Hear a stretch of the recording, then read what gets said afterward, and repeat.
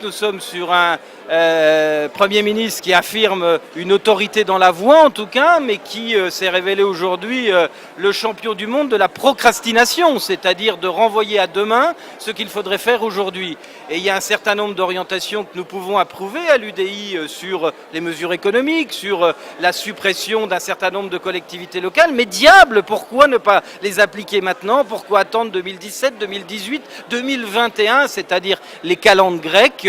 Le Premier ministre, au fond, n'a pas le courage de faire ce qu'il faut faire. Il n'a pas le courage d'être le Matteo Renzi à la française, qui bouscule les choses et qui crée un choc de confiance. Il renvoie plus tard à ses successeurs, après les élections de 2017, des mesures d'urgence. Ça ne va pas régler les problèmes des Français, ça va accroître le chômage, ça va désespérer les entreprises et ça va perturber sa majorité. Je crois qu'il a tout faux dans le calendrier de la mise en œuvre de ce qu'il a annoncé aujourd'hui. Autant le geste pour les titulaires du SMIC, il est valable dès 2015, il y a un calendrier.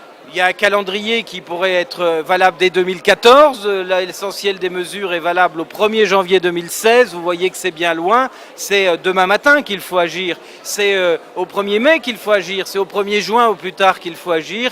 Et je crois que Manuel Valls n'a pas pris la mesure de ce qui est l'attente, l'urgence des 60 000 entreprises qui ont mis la clé sous la porte depuis un an, des 50 000 chômeurs de plus chaque mois. Il y a là une urgence sociale, économique qui manifestement n'était pas au rendez-vous de son calendrier. Il se donne du temps alors que la France n'a plus de temps et ça je crois que c'est une erreur. Précisément concernant la baisse des charges pour les entreprises et les bas salaires, là encore une fois, il y a un calendrier qui est précisé.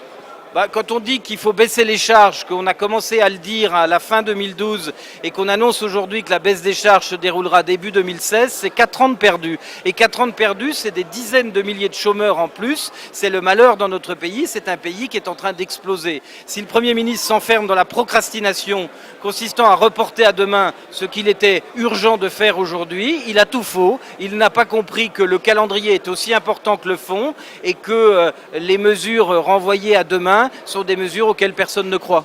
Moitié moins de régions en 2017, vous dites chiche, on y va, vous êtes sceptique?